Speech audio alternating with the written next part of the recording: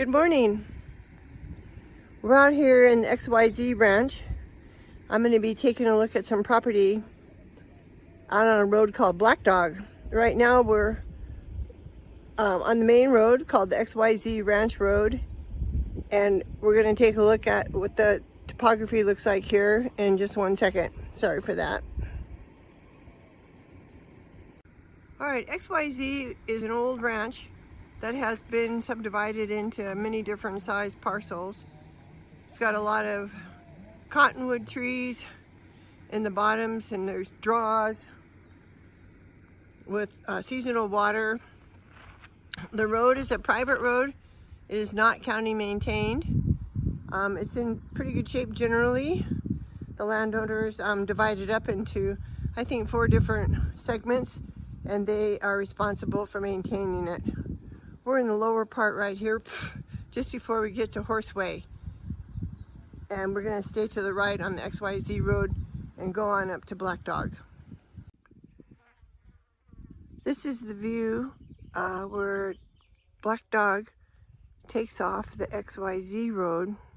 As you can see the sign up here, kind of in the trees. But this is where Black Dog takes off. And it's really beautiful back in here. Let me zoom back out and show you some of the topography. There's mountains all the way around and a lot of trees. You don't see too many power lines out here. There is a power line running up the center of the valley, but it's not like there are power lines along the road like you'd see in most subdivisions. There are CC&Rs out here that restrict the type of building that you can have. It has to be site built. You can't have manufactured homes. Can't have junk cars. You can't have really small, tiny houses. They're trying to keep the property values stable with those kind of CC&Rs. It used to be part of an old ranch called Frank's Ranch, and been subdivided. Really nice piece of country out here.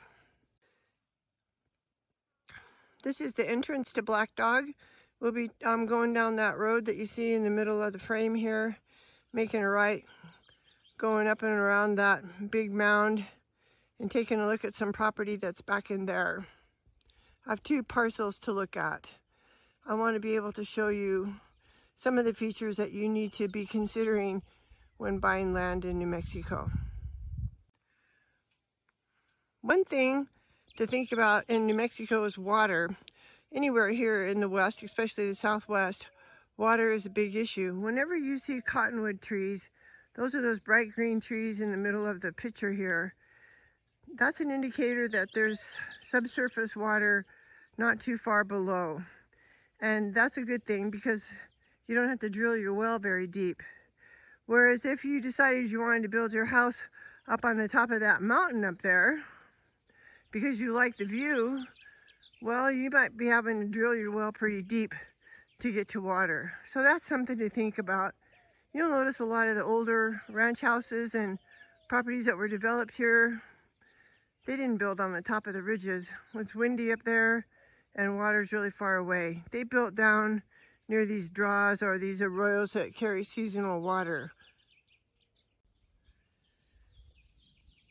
We don't too often talk about fencing, but it's a real cost, and it's a very important feature to have on your property. One of the reasons is out west, there's something called the range law, which means that if somebody has the right to graze cattle on their land and your land is adjacent to it, it's your responsibility to fence your neighbor's cattle out.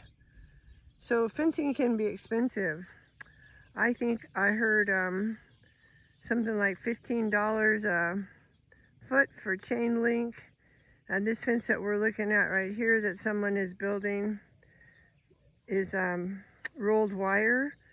That will keep a lot of critters out, won't keep out rabbits or some of the smaller rodents, but it will keep out javelina And see how those posts are really tall? Those ones with the white tips on them?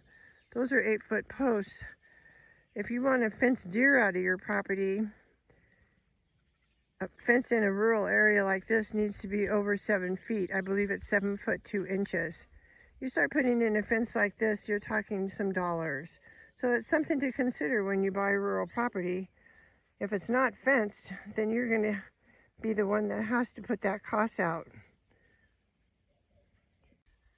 This fence over here along the road is more standard what you would see.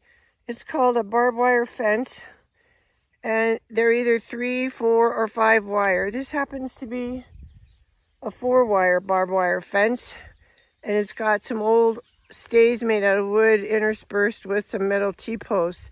This is not a tall fence. It's not meant to keep deer out. It's meant to keep cattle out. I just wanted to come back and visit this wire fence again because they're in the middle of construction, and I just want to show you some of the detail that is going into this fence.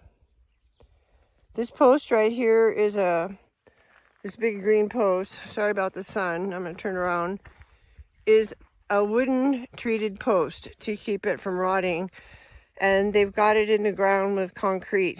They didn't just put it in a dirt. This fence is a lot of work. There is another layer of wire that's going to go on this fence to reach to the top of those. I don't know how tall those are. I think they're 8-foot posts, maybe a little higher. So they put the first row on here at the bottom. Notice it's pretty tight to the ground. Then they're going to come back and they're going to staple in. These are some pretty big staples. It's a lot of labor to build a second layer of the fence to keep the deer out.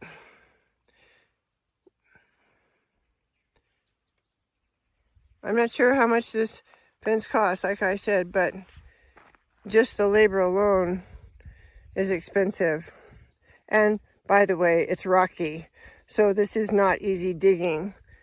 And you have to have some equipment to get these 8-foot or 10-foot posts into the ground, because you're not going to stand on a ladder, right, and hammer them in. So it's probably done with some equipment.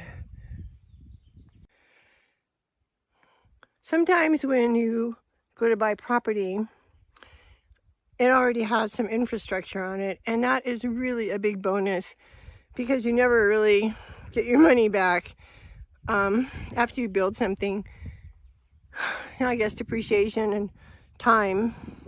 But anyways, this is the Black Dog property that I wanted to show you because it's not always just the price per acre that you should consider. So this property has a 4-season yurt on it that you could live in. It has a building pad. It has a building pad that was engineered and permitted. So where you see this flatbed trailer, this is a building pad already ready to go. It's plumbed for septic.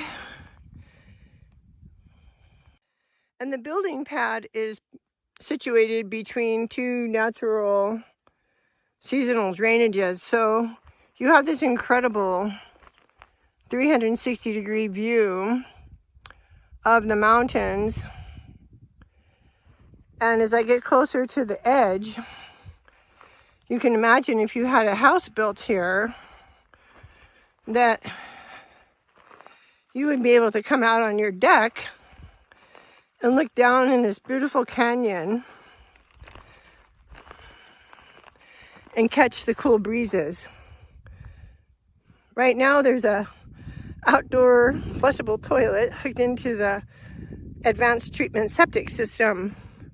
That's another cost that if you were to do it yourself, you would be looking at more than $30,000.